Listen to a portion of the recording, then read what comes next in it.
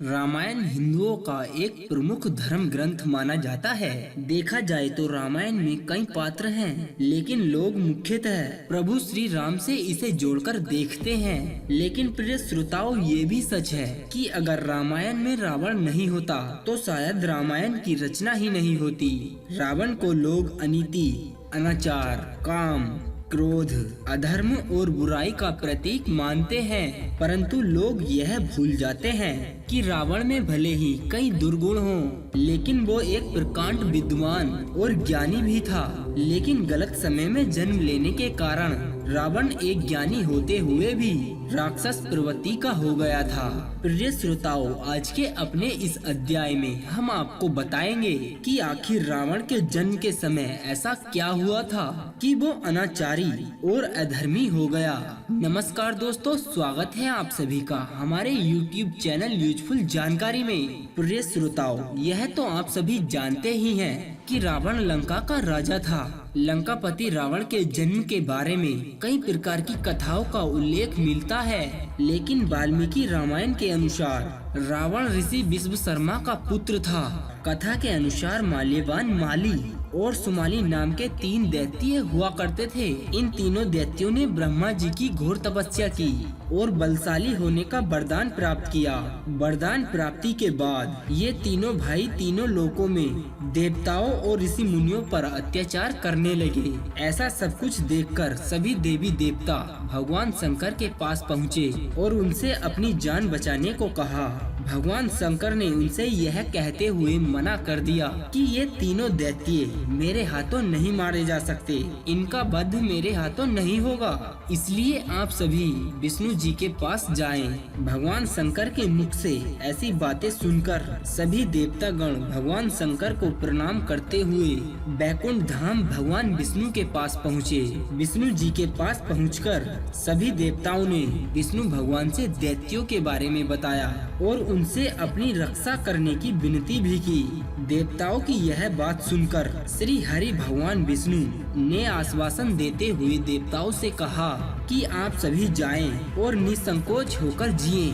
देवताओं के जाने के बाद श्री विष्णु भगवान पृथ्वी लोक की ओर चल दिए और पृथ्वी लोक पहुंचकर तीनों भाइयों को युद्ध के लिए ललकारा। तत्पश्चात तीनों भाई माल्यवान, माली और सुमाली के बीच भयंकर युद्ध हुआ। युद्ध में माली मारा गया। माल्यवान और सुमाली डरकर पाताल लोक भाग गए। सुमाली पाताल लोक से बाहर निकलकर पृथ्वी लोक की ओर आया, लेकिन अंदर से वो डर रहा था कि कहीं कोई देवता उसे देख न ले। इस वजह से सुमाली कुछ समय बाद ही पाताल लोक वापस चला गया। वापस आकर सुमाली सोचने लगा कि ऐसा क्या उपाय किया जाए जिससे देवताओं पर हमें विजय मिल सके।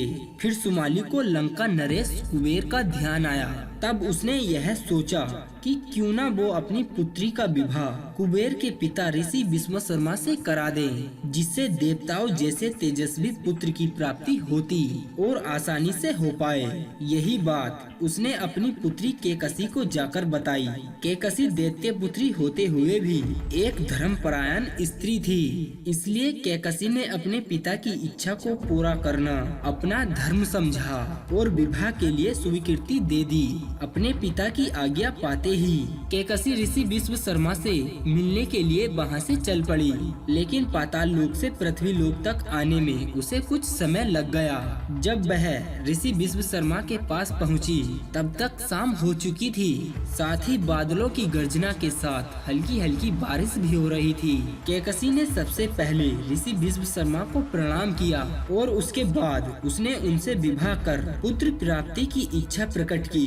केकसी की यह बात सुनकर ऋषि विश्वकर्मा ने कहा कि हे कन्या, मैं तुम्हारी ये इच्छा तो पूर्ण कर सकता हूँ, लेकिन तुम बहुत ही अशुभ समय में आई हो, इसलिए तुम्हारे पुत्र राक्षसी प्रवृत्ति के होंगे। ऐसा सुनकर राक्षसी केकसी ने ऋषि विश्वकर्मा के पैर पकड़ लिए और उनसे यह बोली कि हे ब्रह्मवादी, मैं ऐसे दुराचारी पुत्र को लेकर क्या करूंगी?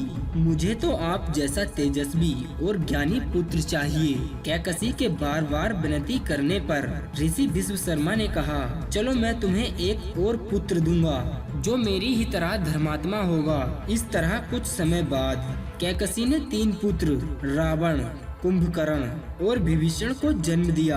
प्रिय श्रोताओं, अब तो आप सभी समझ ही गए होंगे कि ज्ञानी होते हुए भी रावण दुराचारी और अधर्मी क्यों था। तो प्रिय श्रोताओं, कैसी लगी आपको हमारी यह कहानी? नीचे कमेंट बॉक्स में लिखकर हमें जरूर बताना। साथ ही आप हमारे इस वीडियो को लाइक कर दें तथा अपने दोस्तों के साथ शेयर कर दें और आगे ऐसे ही वीडियो देखने के लिए हमारे चैनल को सब्सक्राइब कर लें। अब दीजिए हमें इजाजत, ताकि हम आप सभी के लिए एक और ऐसी ही अनसुनी व रोचक जानकारी को ढूंढ कर ला सकें। तब तक के लिए आप अपना ध्यान रखिए और हमेशा मुस्कुराते रहिए।